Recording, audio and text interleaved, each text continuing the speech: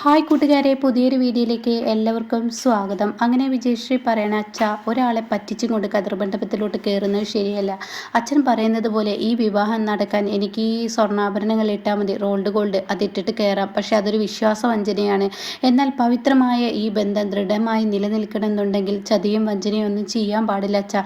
അതുകൊണ്ട് എന്നെ മനസ്സിലാക്കുന്ന എനിക്ക് ഭർത്താവാൻ പോകുന്നവൻ എന്നെ മനസ്സിലാക്കുന്നവനാണ്. പ്രത്യേകിച്ച് അവന് വിദ്യാഭ്യാസ വിവരമൊക്കെ ഉള്ളവനല്ല. അതുകൊണ്ട് തന്നെ അവന് ഈ തോന്നിവാസത്തിന്, അവൻ്റെ അമ്മയുടെ ഈ ഒരു വൃത്തികെട്ട സ്വഭാവത്തിനൊന്നും അവൻ കൂട്ടു നിൽക്കില്ല. അവനെ എനിക്ക് വിശ്വാസമുണ്ട് അച്ഛ. അത് കേട്ട ഉടൻ തന്നെ ഇവിടെ ആ പെൺകുട്ടിയുടെ അച്ഛൻ പറയണം, മോളെ നീ എടുക്കുന്ന തീരുമാനം തെറ്റാണ്. ഈ അച്ഛനെ ഉണ്ടാവില്ലേ, ഈ അച്ഛൻ എൻ്റെ കൈ പിടിച്ച് കതിർമണ്ഡപത്തിലോട്ട് കയറ്റണം, വാ അച്ഛൻ നമുക്ക് പോവാമെന്ന് പറഞ്ഞിട്ട് അവരവിടെ നിന്നും ഇറങ്ങാണ് കേട്ടോ. പിന്നീട് കാണിക്കുന്നത് വിഷ്ണുവിനെയാണ്.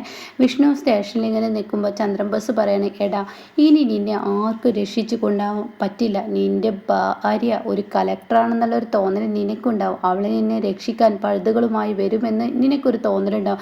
പക്ഷെ ആ പഴുതുകളെല്ലാം ഞാൻ അടച്ചടാ. അത് അടച്ചത് കൊണ്ട് തന്നെ നിന്നെ രക്ഷിക്കാൻ ഇനി ആരും എത്തില്ല, അതെൻ്റെ വാക്കാണ് എന്നിങ്ങനെ വിഷ്ണുവിനോട് പറയുമ്പോൾ വിഷ്ണു പറയണേ, ഇത് നിങ്ങളുടെ വിശ്വാസമല്ലേ, അല്ലാതെ ഉറപ്പൊന്നുമില്ലല്ലോ. നിങ്ങൾക്ക് ഉറപ്പുണ്ടോ ഞാൻ ഈ സെല്ലിൽ കിടക്കുന്നത് എന്നെ പെരുമാറാൻ പറ്റുമെന്ന് നിങ്ങൾക്ക് ഉറപ്പുണ്ടോ? ഒരിക്കലും അത് നടക്കത്തില്ല. ഞാനൊരു കാര്യം പറയുന്ന ചന്ദ്രബോസേ, ഞാൻ ഇവിടെ നിന്ന് ഇറങ്ങിയിരിക്കും, അത് ഉറപ്പുള്ള കാര്യമാണ്. എന്താ നിങ്ങൾക്ക് സംശയമുണ്ടോ? എടാ ഈ സെല്ലിൽ കിടന്നിട്ട് നീ എന്നോട് കിടന്ന് ചിലക്കുന്നോ എന്ന് പറഞ്ഞ് കഴുത്തിനങ്ങ് പിടിക്കുമ്പോഴേക്കും അവിടെ നിൽക്കുന്ന കോൺസ്റ്റബിൾ പറയണ, കമ്മീഷണറുടെ ഉത്തരവുണ്ട്, തൊടാൻ പാടില്ലെന്ന്. അത് കേട്ടോടെ തന്നെ അങ്ങ് തള്ളി മാറ്റുന്നു കേട്ടോ. ഇത്രയേ ഉള്ളടോ, തൻ്റെ മുന്നിൽ എന്നെ കിട്ടിയിട്ടും തനിക്ക് എന്നെ ഒന്നും ചെയ്യാനില്ല. കാരണം മതിയടോ, ആളുകൾക്ക് എല്ലാവർക്കും മടുത്തു കള്ളനും പോലീസും കളിച്ചിട്ട്. ഇനി കള്ളൻ ജയിക്കട്ടെ, പോലീസ് കുറേ ആയല്ലേ കളിക്കൽ തുടങ്ങിയിട്ട്. അത് കേൾക്കുന്ന ചന്ദ്രൻ ബോസ് പറയണ, ആ പോലീസ് തന്നെയാണ് എന്നും വിജയം, അല്ലാതെ കള്ളനൊരു വിജയം ഉണ്ടാവില്ല. എന്നാൽ അത് ഉണ്ടാവൂടെ ചന്ദ്രൻ ബോസേ? താൻ എൻ്റെ പിറകെ കള്ളൻ അല്ലെന്ന് അറിഞ്ഞിട്ടും എൻ്റെ പിറകെ നടക്കുന്നതിനേക്കാൾ നല്ലത് തനിക്ക് നേരാവണ്ണം തൻ്റെ കേസുകളൊന്ന് നോക്കുകയാണെങ്കിൽ തൻ്റെ ഈ തോളത്തിരിക്കുന്ന അതിൻ്റെ സ്റ്റാറൊക്കെ ഒന്ന് കൂടിയിരുന്നു എന്ന് പറയണിട്ട്. അപ്പോഴും ചന്ദ്രബോസിന് ദേഷ്യം പിടിക്കണം.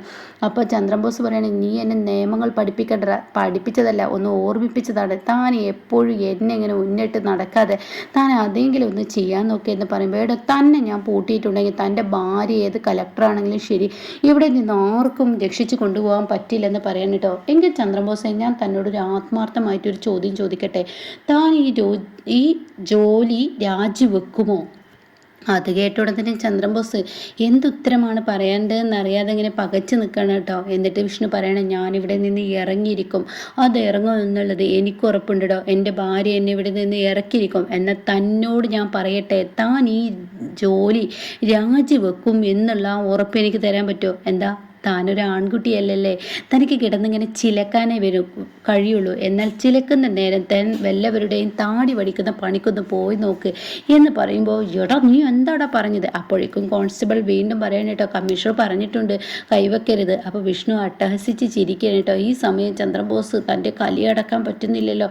അപ്പോൾ ചുവരിലിട്ട് കൈയിട്ട് അടിക്കുകയാണ് കേട്ടോ. അത്രയും ദേഷ്യത്തോടു കൂടി നിൽക്കുകയാണ്. പിന്നീട് അമ്പലമാണ് കാണിക്കുന്നത്. അപ്പോൾ ഈ അമ്പലത്തിലോട്ട് ഈ ചെറുക്കൻ്റെ അമ്മ കയറി വരുന്നുണ്ട്. അപ്പോൾ അവിടെ നിൽക്കുന്ന പെണ്ണുങ്ങളൊക്കെ ഓരോന്ന് പിറുപിറു പറയുന്നുണ്ട്. അപ്പോൾ ഇവർ വന്നിട്ട് ചോദിക്കുകയാണ്, എന്താ വനജ നീ എന്നെ പറ്റിയിട്ട് പിറുപിറു പറഞ്ഞത്? ഒന്നുമില്ല. അതെന്താ, ഞാനെടുത്ത സാരി നന്നായിന്നോ, സ്വർണം നന്നായിന്നോ എന്നൊക്കെയാണോ പറയുന്നത്? അപ്പോൾ അത് കേട്ടോടെ, അങ്ങനെയൊക്കെ തന്നെയാണ് ഏട്ടത്തി എടുക്കുന്ന തീരുമാനങ്ങളൊക്കെ അങ്ങനെയാണല്ലോ. എൻ്റെ തീരുമാനം ഇപ്പോഴും ഓക്കെ ആക്കിയത്, എൻ്റെ മകൻ ഒരു പെണ്ണിനെ പ്രണയിച്ചു. പിന്നെ പ്രണയിച്ച വീട്ടുകാർക്ക് ഞാൻ ചോദിച്ച സ്വത്തും പണവും തരാമെന്ന് പറഞ്ഞപ്പോൾ പിന്നെ ഞാനെന്തിനാ എതിരെ നിൽക്കുന്നത്? അതിൻ്റെ ആവശ്യമില്ലല്ലോ. അപ്പോൾ ആ പ്രണയത്തിന് വിട്ടുകൊടുത്തൂടെ? അത്രയും ഞാൻ ചെയ്തോളൂ. അപ്പോൾ ഉടനെ പൂജാരി പറയണ, പെൺകുട്ടിയെ കതിർമണ്ഡപത്തിലോട്ട് വിളിച്ചോളൂ കേട്ടോ, സമയമായിരിക്കുന്നു. ചെറുക്കൻ ഇവിടെ ഇരുന്നോട്ടെ. മോനെ വിനീത, നീ അങ്ങോട്ടേക്ക് ഇരിക്കേ എന്നും പറഞ്ഞിട്ട് അവനെ ഇരുത്തുന്നു കേട്ടോ. അപ്പോഴാണ് പെൺകുട്ടി കടന്നു വരുന്നത്. പെൺകുട്ടി കുറച്ച് ലോങ്ങിൽ നിന്നാണെങ്കിലും ഈ ചെറുക്കൻ്റെ അമ്മ ഇത് കാണണം. അച്ഛനും അതുപോലെ തന്നെ, ഈ പറയുന്ന ചെക്കനും അതുപോലെ തന്നെ. 3 പേരും ഒരേ ഉരിപ്പിൽ ദൂരെ നിന്ന് കാണുന്നു. ഒരു മാല പോലെ ഇല്ലാതെ ഒരു ചെറിയൊരു ചരട് പോലത്തെ ഒരു മാലയിട്ടിട്ട് ഇവള് കയറി വരുന്നത് കാണുമ്പോൾ അവിടെ നിൽക്കുന്നവർ, എന്തായി ചേച്ചി വല്ല അനാഥാലയത്തിൽ നിന്നാണോ മകനെ കൊണ്ട് കല്യാണം കഴിപ്പിക്കുന്നത്? അപ്പോൾ ആ ചോദ്യം കൂടി ആവുമ്പോൾ അടിമുടി കയറിയിട്ടോ. ഇതേ സമയം ആ പെൺകുട്ടി അടുത്തോട്ട് വരുമ്പോൾ പൂജാരി പറയണേ, ഇനി സമയം വൈകിക്കണ്ട, അച്ഛൻ പെൺകുട്ടിയുടെ കൈ പിടിച്ച് അവിടെ ഇരുത്തു എന്ന് പറയട്ടോ. ഇത് പറഞ്ഞിട്ട് അവർ ഇരുത്താൻ നോക്കുമ്പോഴേക്കും ഈ ചെറുക്കൻ്റെ അമ്മ എങ്ങോട്ടാണ് ഇരിക്കുന്നത്? എന്താടോ, തന്നോട് ഞാനൊരു വാക്ക് പറഞ്ഞില്ലേ ഇത്ര പവൻ സ്വർണം വേണമെന്ന്, എന്നിട്ട് തൻ്റെ മകളുടെ കഴുത്തിൽ അതൊന്നും ഇല്ലല്ലോ. അപ്പോൾ ഉടൻ തന്നെ ഇവളുടെ അച്ഛൻ പറയണ, അത് ഞാൻ പറഞ്ഞല്ലോ എൻ്റെ മകളുടെ സ്വർണം നഷ്ടപ്പെട്ടു എന്ന്. അത് വിനീതിനോട് വിളിച്ചിട്ട് എൻ്റെ മോള് പറഞ്ഞു അത്രേ. എടാ, നിന്നോട് വിളിച്ചിട്ട് ഇവള് പറഞ്ഞോ എന്ന് ചെറുക്കൻ്റെ അമ്മ ചോദിക്കുമ്പോൾ, ഇല്ലമ്മ എന്നോട് ഇവളൊന്നും പറഞ്ഞില്ല എന്നും പറഞ്ഞ് കൈയൊഴിയുന്നോട്ട്. അത് കേൾക്കുമ്പോൾ തന്നെ അവിടെ അവൻ്റെ സ്വഭാവം എന്തെന്ന് ശരിക്കും ഈ പെൺകുട്ടി മനസ്സിലാക്കണം.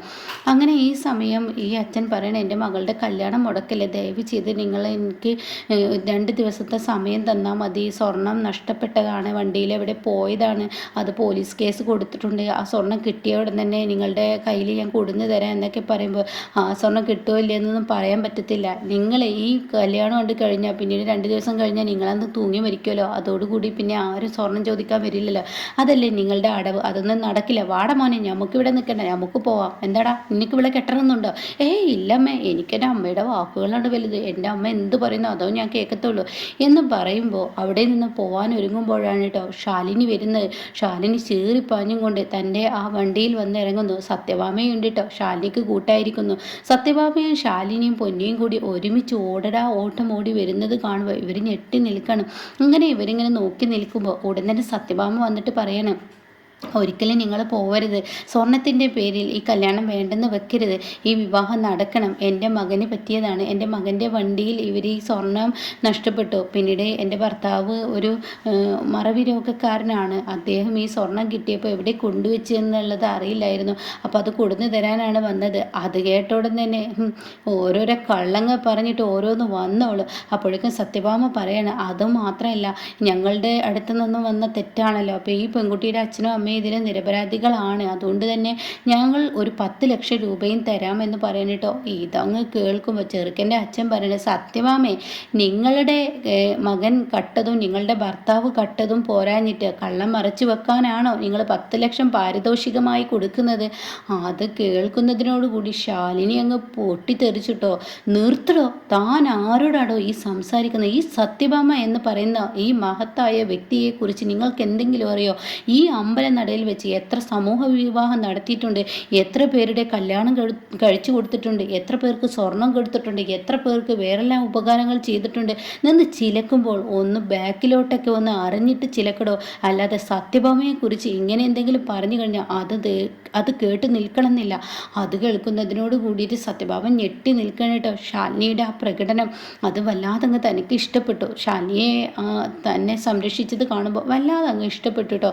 എന്നിട്ട് ഈ ചെറുക്കനോട് ശാലിനി പറയണേ, നീ ഒരു വിദ്യാഭ്യാസം വിവരമുള്ള പയ്യനല്ലേ, നീ ഇവളെ കല്യാണം കഴിക്കുന്നില്ലേ എന്ന് ചോദിക്കുമ്പോൾ ഉടൻ തന്നെ അവിടെ ഈ അമ്മ പറയാണ് കേട്ടോ, അതായത് ഈ ചെറുക്കൻ്റെ അമ്മ പറയാണ്, 10 ലക്ഷം രൂപ കിട്ടുമ്പോൾ അവരുടെ കിളി പോയ ഒരു അവസ്ഥയാണ്, വിവാഹം വേണ്ടെന്ന് വെച്ച് പോകാനുള്ള തീരുമാനമാണല്ലോ.